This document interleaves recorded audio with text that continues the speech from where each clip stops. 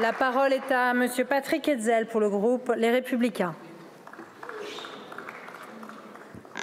Madame la Présidente, Mesdames les Présidentes, mes chers collègues, nous voilà réunis en ce 22 janvier 2023 pour célébrer le 60e anniversaire de la signature du traité de l'Élysée par le chancelier Adenauer et le président de Gaulle. Ce fut alors un acte politique extrêmement fort, sceller la réconciliation entre nos deux nations européennes qui, au cours de l'histoire, se sont si souvent combattues. Tous deux avaient très douloureusement vécu la Seconde Guerre mondiale et savaient qu'il faudrait construire une paix durable basée sur des idéaux démocratiques afin d'empêcher tout retour du totalitarisme en Europe. Il convenait d'apprendre du passé afin de ne plus reproduire dans le futur les mêmes erreurs. Il nous revient aujourd'hui de porter cet héritage et surtout de le faire fructifier, car le rôle d'un anniversaire est de faire un bilan du passé pour ensuite envisager le présent et le futur. Et c'est là que notre Assemblée parlementaire franco-allemande peut jouer un rôle essentiel. Car n'oublions pas qu'elle a elle-même été portée sur ses fonds baptismaux par les présidents Schäuble et Ferrand à un moment où la relation franco-allemande, justement, était en difficulté. Notre rôle est essentiel aujourd'hui. En effet, il serait illusoire de se laisser porter par des messages incantatoires et décalés. Il faut qu'entre amis, on se dise les choses. Depuis quelques mois, les mésententes s'accumulent. Les 60 dernières années d'amitié franco-allemande n'ont certes pas toujours été paisibles, mais nous sommes actuellement à un moment très critique. Il nous revient de le surmonter. Je vais évidemment développer dans quelques instants des éléments de fond à ce sujet. Toutefois, je voudrais poser un principe de base qui devrait nous rassembler. Gouverner, c'est prévoir et c'est anticiper.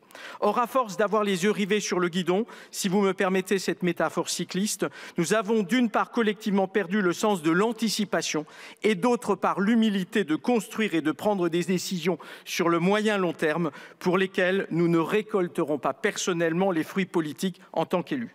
Je ne reprocherai jamais à un collègue allemand de défendre l'Allemagne, ni d'ailleurs à un collègue français de défendre la France. Toutefois, il faut que nous soyons capables d'être visionnaires et de conserver le cap pour garder à l'esprit nos intérêts sur le long terme. C'est là où Adenauer et de Gaulle étaient véritablement visionnaires. Ils avaient compris qu'il y avait un impératif existentiel pour que nos deux nations se réconcilient et surtout trouve les voies et moyens de construire une partie de destinée commune au sein de notre continent européen.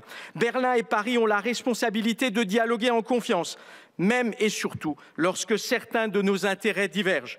Et il faut surtout garder le cap des intérêts vitaux pour nos deux nations. C'est sans doute la crise énergétique qui a ces derniers mois le plus révélé les tensions entre nos deux pays, reposant en partie sur le gaz pas cher en provenance de Russie et le développement des exportations vers la Chine. Les fondamentaux de l'économie allemande ont été ébranlés.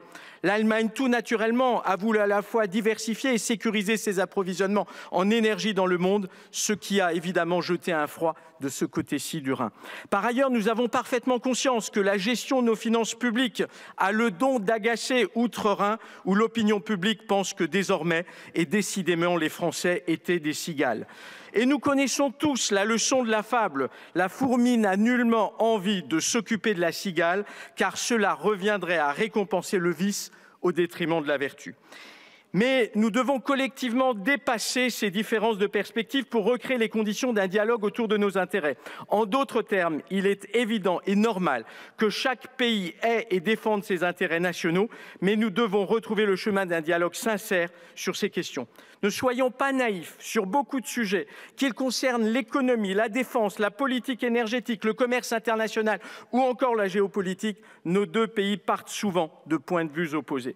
Le groupe parlementaire Les Républicains pense que plus que jamais, nous devons agir à deux niveaux en matière franco-allemande. Il s'agit d'une part de travailler sur des sujets très concrets qui concernent le quotidien de nos concitoyens entre la France et l'Allemagne, la fiscalité, les transports, les échanges universitaires, les partenariats entre chercheurs, et j'en oublie, notamment dans les espaces transfrontaliers comme celui du Rhin supérieur, et d'autre part sur des sujets stratégiques qui concernent le moyen long terme, comme justement l'économie, la politique énergétique ou la défense, par des projets industriels véritablement communs. Disons-le clairement, actuellement, côté français, nous nous impatientons au sujet d'une réforme du marché européen de l'électricité que nous jugeons désormais vitale et indispensable pour assurer notre survie survie et nous avons l'impression que l'Allemagne procrastine. Chers collègues, nous devons pouvoir avancer sur une telle question.